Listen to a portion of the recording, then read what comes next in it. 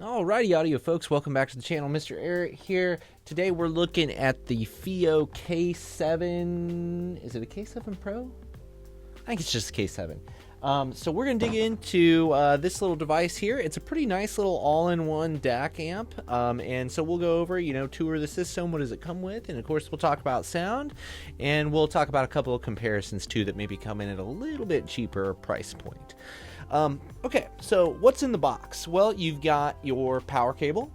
It looks like this, right? So it's got a little bit of thicker cord. Then you've got the brick, and then you've got about maybe 3-4 feet. It's kind of a weird system, but ultimately I didn't have any problems with it. I probably prefer just a wall wart just to make things easy, but it's all good. The other thing that you should note here is it does come with a USB cable, which is nice because it's got pretty much everything you need in here. You also got a little 3.5 to 1/4 inch adapter if you should need that. I don't believe it came with an optical cable, but that's okay. It comes with at least enough to get you up and running if you're going to use USB. Now, this device was sent to me by Apos, I should also let you know, so they're not trying to influence this review in any way. They just help me out by sending me products, and then I help them out by putting affiliate links to them down below. So just keep that in mind.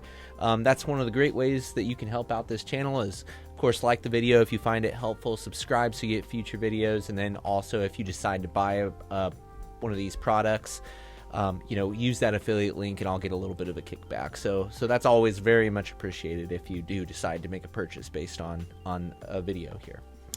Okay, so here's the unit, and it's a pretty, it's very, very, very similar to the K5 Pro if you have one of those, or if you were looking at one of those previously.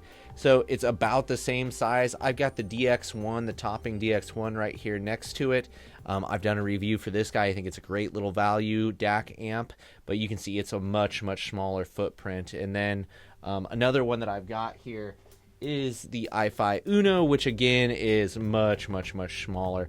But both of those devices aren't nearly as powerful as the K7, but we'll get into that here in a little bit in specs. Let's take a look at the unit here. We've got a nice big volume knob on the front, and there is an RGB light that tells you like which input you got selected and what bit rate you're running at and stuff like that. You've got a button to do inputs because as we get around on the back, you'll see there's quite a few options there. You've got a high-low gain, and then you've got a couple of different outputs and inputs here that you can toggle between. So you can do line out only, you can do preamp, or you can do headphone out. So you can switch all that stuff. That's pretty nice that you've got that option that you can just, with the flick of a switch, kind of change some of those things around. You've got 1/4 inch, and then you've got balanced 4.4 Pentacon for a headphone as well. Round the back here, you can see you can do a line in, so you can run in another DAC if you want. Love that option. And then, of course, you've got your preamp out, which is very cool too. You've got coax in, optical in, USB in, and then you got your little spot for a power cable there. So lots and lots of functionality in this device. And I really also appreciate that they've got a line in option, so you can use a different DAC if you want to use a different DAC with this guy. And not that probably a lot of people are looking for that use case if you're buying a device like this, but if you wanted to test it against another DAC, it allows you that option, so I appreciate that.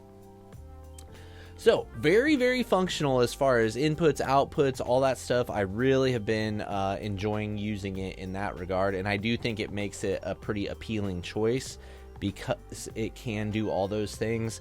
Whereas if you go with one of these more budget devices here, you pretty much just are going to be like one input and then you're doing a preamp out, and that's all you've got the option for on these other guys. But of course they're less than half the price, so let's take a look at specs here real quick, and then we'll start talking about sound. Okay, so for DAC chips, they're running AK4493 SEQ chips. They got a couple of them because they're balanced. So for power outputs, you've got a 2-watt power output at 32 ohms and then a 560 milliwatt output at 300 ohms. So really, you shouldn't have any issues driving any headphones with this guy. I mean, maybe, you know, there's going to be an argument about the HE6 or the Susvara and things like that, but for the most part, I think you'll probably be all right with just about anything. I've been testing it with the new 660 S2, my Autour, and I tried even a 600 ohm DT990, and it was able to get everything sounding good, and certainly plenty of volume for any of that stuff was just fine. All of that is less than 1% distortion, THD, all that stuff. If you care about that thing, I mean, you see the THX sticker on there, right? So it's a clean amplifier. You don't have to worry about any unwanted distortion or things like that. And I think that's going to transition us into sound here. And really, there's not a lot to comment on, if I'm being totally honest. It is a super clean sounding amp, but it also doesn't ever get too sterile or harsh, which sometimes, like the AAA stuff, I kind of feel like have a bit of an edge to them. This really doesn't have much of an edge to it, so it's just good, clean power all the way through.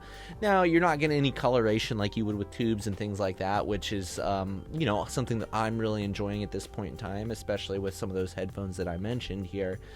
So you're not going to get any of that, but you are just getting a wonderfully clean signal here.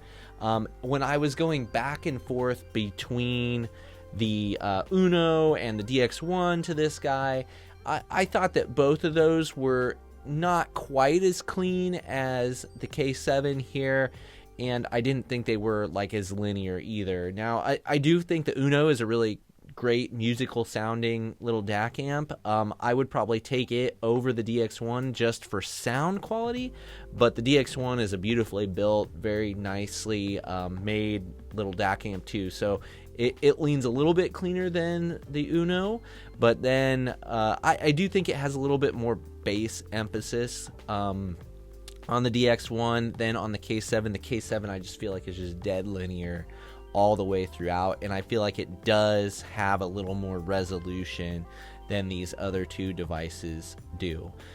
So if you're looking for, a really clean signal, and maybe you don't already have, you know, a Magni Heresy or some sort of a topping amp or DAC and things like that, and you're looking for just something that can be an all-in-one little box here that, you know, lets you play with some inputs and outputs and gives you plenty of power for just about any headphones you need, I mean, I really think it's a pretty excellent device, if I'm being totally honest. And to think that this thing is only a couple $100 and you got DACs in there that are capable, you got amps in there that are capable, I feel like it's a pretty excellent starting point to get into the world of head-fi.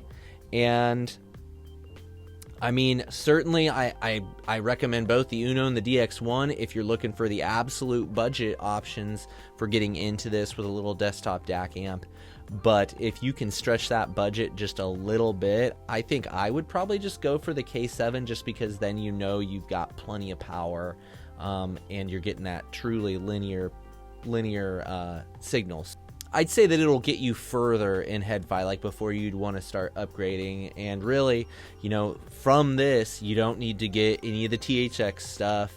You don't need to get another, you know, chip-based DAC. I feel like the only thing I would do from this, like, is I would start playing with like tubes and R2R and stuff like that. Outside of that, I feel like this is just a dead simple, clean, easy, get you started DAC amp. So I can totally recommend this device. I thought it sounded great with everything I listened to, and, you know, again, if you're just looking for clean, linear signal, I don't know. I think this is pretty hard to beat for $200.